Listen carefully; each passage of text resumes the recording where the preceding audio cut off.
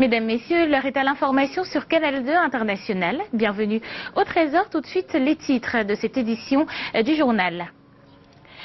Une marche pour dire non aux violences dans les régions du nord-ouest et du sud-ouest. La jeunesse camerounaise l'a clairement fait savoir ce week-end dans la ville de Yaoundé. C'est à voir dans ce journal. Dans le département de Faro et Déo, l'insécurité sévit, entre autres difficultés que vivent les populations. Les autorités sont descendues sur le terrain, toucher du doigt cette réalité, mais surtout sensibiliser les populations.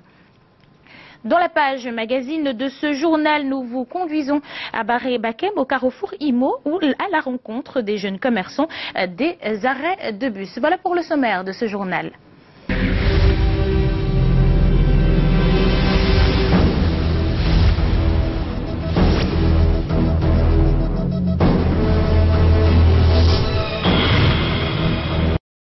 Mesdames, Messieurs, bonjour et bienvenue une fois de plus au journal de la mi-journée sur Canal 2 International. 8,8 millions à notre chiffre du jour. C'est le nombre de personnes qui meurent dans le monde chaque année de suite de cancer. Le nombre de nouveaux cas de cancer détectés par an est de 14 millions et aura d'ici 2030 dépassé les 21 millions. Les cancers les plus fréquents sont celui du poumon, du sein, du côlon, de la prostate et de l'estomac. Hier, 4 février, était journée mondiale du cancer, une occasion d'insister sur le dépistage de ces maladies. Hier, 7 personnes ont brutalement perdu la vie sur la route dans la ville de Tchang. C'est au quartier Toulazan où un camion semi-remorque a violemment percuté un véhicule où se trouvaient 7 membres d'une famille. Les faits nous sont ici racontés par notre correspondant dans la ville de Tchang, Eric Matané. Voici son reportage. 7 morts sur le carreau suite à un accident de circulation au quartier Toula, au lieu d'y venir à Tchang, ce dimanche 4 février 2018. Ce camion semi-remorque immatriculé LT 933 FD, transportant un conteneur en provenance de Bafoussam, a violemment percuté 7 voitures de marque Toyota Carina 3, immatriculation de châssis 16 75 95 en provenance de Konsamba et se rendant à Bamenda. Selon les informations recueillies sur le terrain chez un membre de la famille des victimes, qui, pour manque de place dans la petite voiture, a préféré prendre un car de transport en commun. Il sortait d'un mariage en Konsamba. Le père, la mère, 4 frères et sœurs ont péri dans cet accident.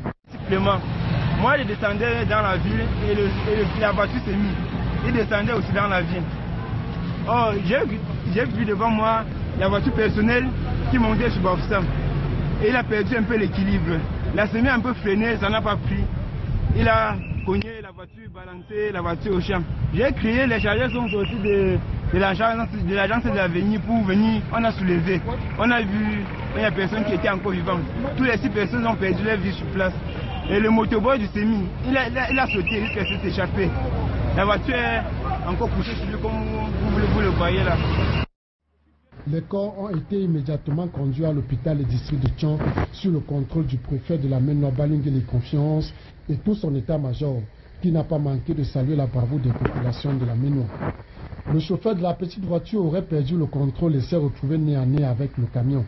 Cet autre accident de la route met en cause non seulement l'excès de vitesse, mais également la surcharge et la fatigue. Comment pouvez-vous imaginer qu'une voiture de 5 places puisse transporter 6 personnes? Prudence sur nos routes à cette période de funérailles.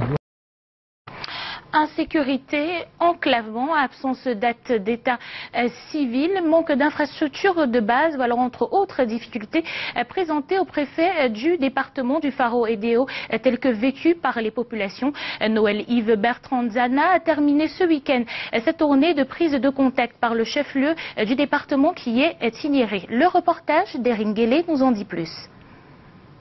En cette semaine de la jeunesse, le Faro et Déo envoie à partir de Doualayel un message de paix aux régions du nord-ouest et du sud-ouest, libellé en anglais pour marquer notre héritage commun. Let us live together. Let us be one in Cameroon. La fin de la tournée du préfet entamée le 24 janvier dernier a donné à voir et entendre sur de nombreux défis, avec en bonne place ceux auxquels fait face l'élevage. Au range du Faro par exemple, 9447 têtes de bœufs vivent ici sur 60 000 hectares de pâturage sous l'encadrement de la Société de développement et d'exploitation des productions animales. Il faut savoir qu'il faut produire de l'herbe, hein, l'herbe qu'il faut donner aux animaux. Il ne faut pas seulement tout simplement exploiter les prairies naturelles. Et même si on exploite les prairies naturelles, il faut savoir les gérer. À Tignières, les problèmes socio-économiques sont identiques et à chaque étape, le numéro 1 du Faro Idéo a eu une interpellation particulière.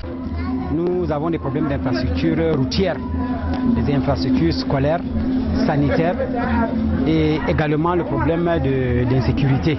L'occasion nous a été donnée d'aller à la rencontre de nos populations et nous avons profité de l'occasion pour les sensibiliser. Et par rapport à l'exigence de sécurité, les sensibiliser par rapport à l'exigence de travail, de développement socio-économique et les sensibiliser par rapport au vivre ensemble. Installé le 24 juillet 2017, Noël Yves Bertrand Djana a désormais toutes les clés de cette unité administrative riche de 60 000 âmes. Nous sortons du week-end et hier dimanche, les chorales ont bien animé les messes. Mais pour ce 13h, nous nous intéressons particulièrement à la chorale de l'université de Tchang qui depuis des années a dépassé le cadre de l'église pour satisfaire le plaisir des amoureux du chant lyrique. C'est ce que nous disent Julio Trésor Tanon et Michel Fauquois dans cet élément.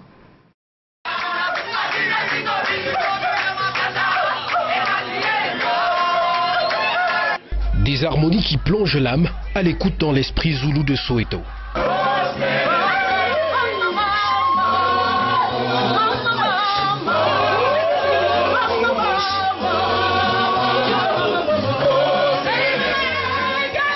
Du gospel genre négro spirituel, bien exécuté par la chorale universitaire de Tchang.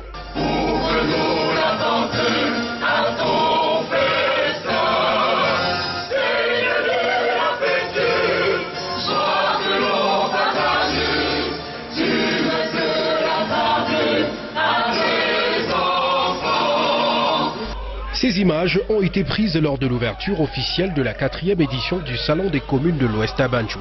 Et la chorale était alors invitée comme il est de tradition dans des grands événements depuis quelques années déjà au Cameroun. La chorale universitaire de Tchang, elle est purement laïque. Elle assiste à plusieurs cérémonies officielles. Elle a déjà fait ses preuves avec l'arrivée du président italien au Cameroun, avec l'ouverture du gala également du Canal 2, que nous avons eu la chance de faire l'ouverture ligne en français, camerounais et en italien. La chorale universitaire de Tchang forme également tant de chant, c'est-à-dire les maîtres du chant qui ont la possibilité d'être des grands enseignants. Ici, nous avons affaire à juste une quinzaine de membres triés sur le volet pour la circonstance.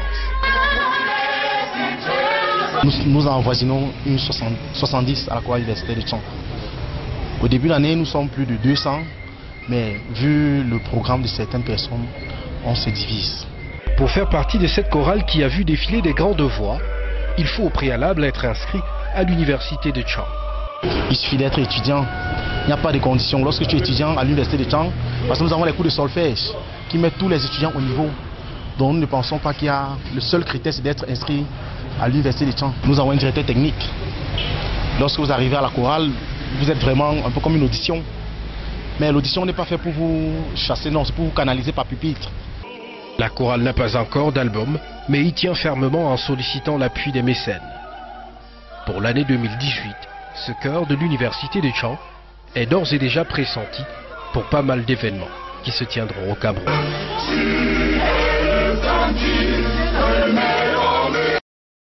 Allons à présent à Yaoundé, la capitale politique. Retrouvée Alain Ghislain Kanga pour la suite de ce journal. Bonjour à vous, avec vous. Justement, on parle de cette marche pour l'apaisement dans la zone anglophone.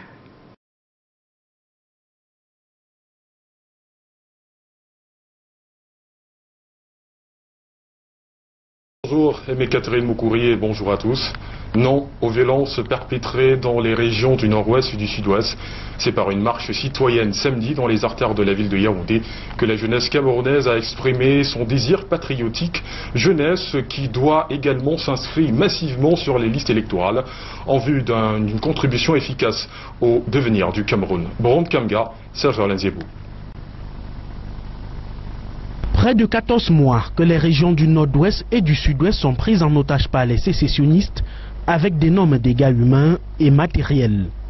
La jeunesse dit non aux tentatives de déstabilisation du Cameroun à travers une marche de citoyenneté. Nous sommes pour l'unité nationale, nous sommes pour le vivre ensemble au Cameroun. Nous disons aux jeunes que vous êtes du nord, du sud-ouest, du nord-ouest, du centre. Nous sommes un. Nous sommes plus forts quand on est ensemble, unis dans la diversité. Nous ne voulons pas cette instabilité dont nous avons vu ailleurs. Et nous nous mobilisons donc de ce fait pour pouvoir dire à tous les Camerounais, aux jeunes, aux papas, aux mamans, que refusons l'instabilité, refusons les querelles, refusons les divisions. Rassemblés au Carrefour Éducation à Yaoundé ce 3 février 2018 sous la houlette de 8 Africa, organisation des jeunes, ces patriotes parcourent les artères de la capitale, munis de plusieurs messages avec pour point de chute le boulevard du 20 mai. À côté des victimes de la crise anglophone, 8 Africa apporte également son soutien aux forces de défense et de sécurité engagées dans la lutte contre Boko Haram dans la région de l'extrême nord. Au quotidien, nous sommes avec vous vraiment. Sois fort, sois encouragé. La jeunesse camerounaise est avec vous. La jeunesse constitue plus de 65% de la population camerounaise. Elle est appelée à prendre son destin en main en cette année électorale. Nous demandons à tous les jeunes Camerounais d'aller s'inscrire massivement sur les listes électorales et de faire entendre vos voix en 2018. Il faut oser, et pour cela, on faisait entendre nos voix dans des manières paisibles et non de descendre sur les rues. Cette marche pour la paix et le vivre ensemble est la toute première. D'autres seront organisées à Douala, Bafoussam et ailleurs pour mieux sensibiliser le fer de lance de la nation sur son rôle dans l'avenir du Cameroun. Au ministère de l'administration territoriale et de la décentralisation, on se félicite de l'action réalisée dans un environnement sécuritaire difficile. En se remettant en question, le chef de ce département ministériel a engagé ses collaborateurs à plus de travail en 2018. Ghislain Pierre-Essonneau, André Maridia. Ils étaient tous là face au ministre René Emmanuel Sadi de l'administration territoriale et de la décentralisation et au ministre délégué Jules Devrendongo en charge de la décentralisation. Ils étaient là, le gouverneur de la région du centre, les préfets de cette région, les directeurs généraux des structures sous tutelle, les autorités administratives et municipales. Cela pour inventorier l'année 2017 et essentiellement faite des défis relevés au plan sécuritaire, malgré l'environnement difficile. Les régions du nord-ouest et du sud-ouest ont pris les contours d'une véritable escalade de la violence orchestrée par des bandes terroristes assumant ouvertement leur velléité sécessionniste. En plus des directives ponctuelles que vous avez données aux autorités administratives en rapport avec l'évolution de la situation sécuritaire sur l'ensemble du territoire national et spécifiquement dans chaque région, le choix judicieux de la thématique des deux conférences des gouverneurs des régions. Donc vous avez présidé les travaux en 2017 a permis à votre Excellence d'initier une profonde réflexion sur des sujets d'intérêt majeur et d'une actualité brûlante, réflexion assortie à chaque fois de préconisations appropriées et utiles. Dans ce contexte de poursuite des efforts, engagement a été pris pour le renforcement de la sécurité sur le sol camerounais et la mise en musique de la décentralisation. Pour cela, un projet de décret vise déjà le statut du personnel des collectivités territoriales décentralisées. Au rang de ces ambitions, on a à cœur de rendre aux villes camerounaises ce que le désordre urbain leur a volé. Je vous invite en conséquence à faire montre des mêmes valeurs et des mêmes qualités au cours de l'année qui commence. Une année qui, comme vous le savez déjà, sera pleine de nouveaux défis. Il s'agira notamment de faire l'accélération de notre processus de décentralisation, et même par l'encadrement optimal des processus électoraux prévus en 2018. Les chefs d'État, eux, ont particulièrement à gérer l'année électorale 2018. Vous avez dit bonne année, c'en est une pour eux. En politique, on n'est toujours pas fixé sur la participation ou non avec un candidat de l'UNDP à l'élection présidentielle à venir. La question n'a pas été évoquée lors de la présentation des vœux samedi au président national de ce parti. Ghislain Pierre-Essonneau, Constant Kamga. L'Union nationale pour la démocratie et le progrès UNDP ira aux élections pour essayer de multiplier le nombre de ses élus. Le nombre de ses élus, sauf le président de la République. Élection pour laquelle le parti ne s'est pas définitivement prononcé. On l'a vécu ce samedi lors de la présentation de vœux des militants à leur président national, le ministre d'État Bello Bouba Megari. En cette année, en ce début d'année électorale, c'est de se mobiliser. Ils ont, répondant aux conclusions de notre congrès de février de 2017, bien travaillé. Ils ont pratiquement bien fini la réorganisation, le renouvellement des organes de base partout à travers le pays. Nous avons maintenant des bureaux bien faits, qui s'entendent, qui travaillent. Ils savent ce qu'ils ont à faire. C'est premièrement, cette année électorale, veiller à ce que le plus grand nombre non seulement de militants, mais de sympathisants, d'électeurs, soient inscrits sur les listes électorales. Le parti compte aujourd'hui un demi-millier de conseillers municipaux, un sénateur et 5 députés pour ce qui est du Parlement. La région de l'Adamawa est l'un de ses fiefs, l'un des fiefs de cette formation politique qui fait partie de la majorité présidentielle. Un parti qui vient de s'installer à Toubouro avec l'élection de Yandal comme maire. Ce que nous nous préparons à faire, c'est que avant la fin de l'année, le nombre de nos élus soit multiplié par 3, 4 pour que nous nous retrouvions l'année prochaine avec des dizaines et des dizaines de députés et de maires pour que nous ayons aussi des sénateurs. Ces hommes et femmes ont chacun exprimé un vœu à leur président national. Les vice-présidents du comité central pour commencer, ensuite les membres du bureau politique, ceux du comité central et du comité directeur. Vont suivre les délégations régionales, celles du département du Fundi et d'autres organes du parti, dont le moindre n'est pas la direction du siège. Parlons environnement à présent. Les pouvoirs publics et les partenaires multiplient les stratégies pour tordre le cou à l'exploitation illicite du bois dans nos forêts, ceux de la région de l'Est en l'occurrence. Au terme d'une étude relative, les acteurs de ce secteur viennent de restituer les résultats. Les détails avec Karel Mezatia et Luc Vondo. L'exploitation illégale du bois de nos forêts persiste au Cameroun. La moyenne d'exploitation de volume annuel autorisé est estimée à moins de 30%. Cette réalité contraste avec la situation sur le terrain. Le marché domestique du bois, fortement demandeur, reste malheureusement à près de 70% du bois produit illégalement. Ce qui est assez dramatique pour un pays qui est producteur de bois et un bois qui est plus destiné à l'exportation et dont les mécanismes d'approvisionnement ne facilitent pas ces petits opérateurs à avoir accès à la ressource légale, c'est-à-dire la ressource qui est détenue dans les titres d'exploitation forestière légaux ou alors dans les unités de transformation de bois. Pour accompagner les pouvoirs publics dans la lutte contre cette forme de fléau et permettre aux acteurs qui l'exercent de mieux maîtriser le secteur, ces acteurs de la société civile ne cessent de multiplier les stratégies sur le terrain. Ils ont mené une étude sur le renforcement de la légalité dans le marché du bois domestique et transfrontalier dans la région de l'Est Cameroun. Et face à ces différents acteurs concernés, ils restituent les résultats. Les résultats, je ne vais pas dire sont éblouissants, mais les résultats sont assez intéressants. Voir qu'il y a une dizaine d'opérateurs qui ont pu avoir l'enregistrement en qualité de transformateur, voir qu'il y a des opérateurs qui valorisent actuellement les rebuts d'exploitation forestière dans les forêts communautaires, voir qu'il y a des opérateurs qui ont des contrats notariés avec des concessionnaires forestiers. Ça veut dire que c'est possible. Les participants, après avoir compris l'importance de mener leurs activités dans le respect strict de la loi, s'engagent à prendre des mesures qui s'imposent. Ce genre de travaux nous sert beaucoup parce que ça nous a appris à être légal dans la filière bois. Nous traitons avec les forêts communautaires désormais qui ont les titres légaux. Ce projet a été mis en œuvre depuis le 5 septembre 2016. Il bénéficie de l'appui financier de l'Organisation des Nations Unies pour l'alimentation et l'agriculture dans le cadre du programme FAO UE Food.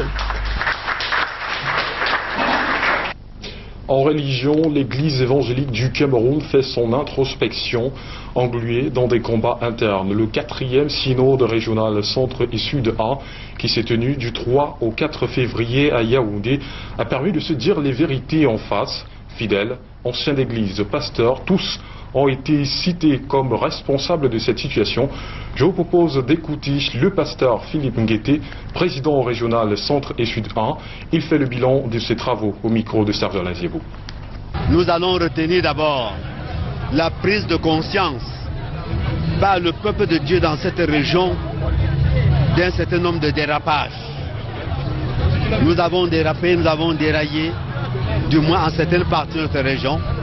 On en a pris conscience et on s'engage à mettre tout en œuvre pour que les choses reviennent à la normale, pour que l'unité de l'Église soit manifeste, pour que la paix règne parmi les frères et sœurs.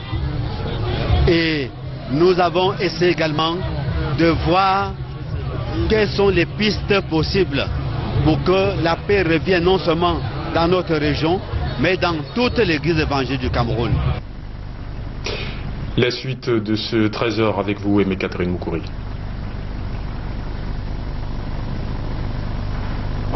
Merci à vous, Alain Ghislain Kanga. Au plaisir de vous retrouver demain. Le temps pour nous de parler de la saison 2018 de powerlifting qui a démarré justement ce week-end. Les pratiquants se sont montrés très motivés. Près de 4 régions y participent pour une saison de durs défis. C'est ce que nous dit Alex Lambé dans cet élément.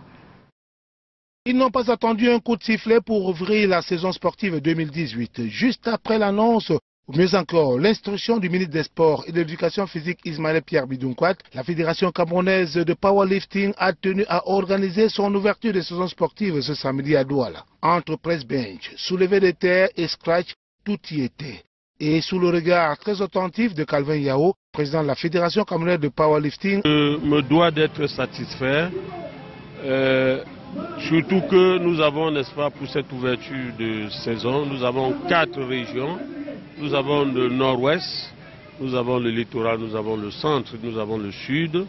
Malgré le petit couac que nous avons eu, n'est-ce pas, au démarrage, comme m'a signalé, n'est-ce pas, le président de la commission, n'est-ce pas, d'organisation, je crois que dès que je suis arrivé, les choses se sont bien déroulées.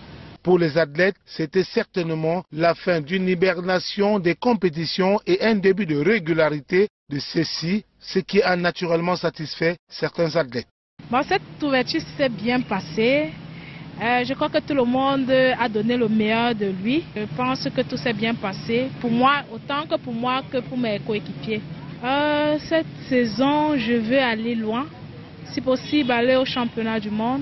Au niveau de la compétition est élevé, il y a évolution. Au niveau du Cameroun déjà, puisqu'il y a les 300, donc on commence déjà à frotter les records mondiaux. Reste plus qu'à juger les maçons au pied du mur et joindre les paroles aux actes.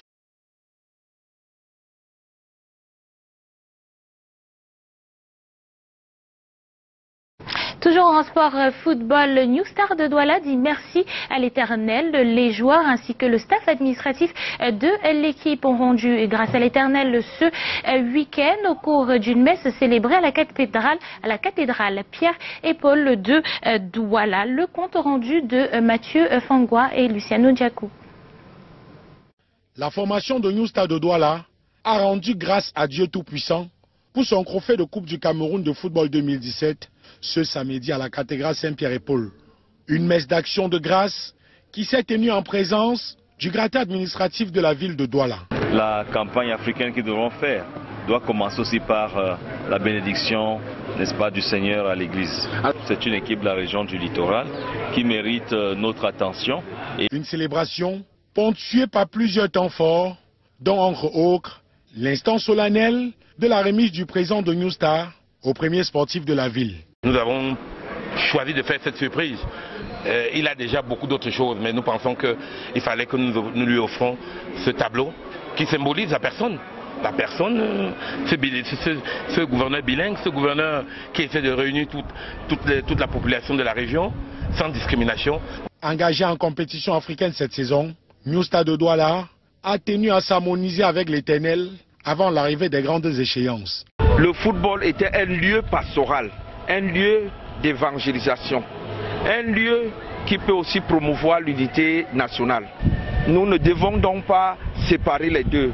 Il y a un lien entre le sport et la foi. Avec en son sein plusieurs internationaux, c'était également l'occasion pour certains de faire des prévisions pour la saison à venir. Mes ambitions à moi déjà, c'est de donner encore plus ce que j'ai eu à apprendre comme expérience au CHAN 2018 qui s'est passé au Maroc pour pouvoir amener mon équipe vers l'avant. Rendez-vous est pris pour le 10 février prochain lors du premier match officiel des Nouvelles Étoiles pour la saison 2018. Dans la page magazine de ce journal, allons à présent au carrefour IMO à Barré-Bakem où l'activité commerciale prospère. Les fruits et bâtons de manioc sont proposés aux automobilistes. À chaque arrêt de bus, les vendeurs se bousculent avec pourtant des risques d'accident de la voie publique. Adja Mariamou, Patrice Foucault, le reportage.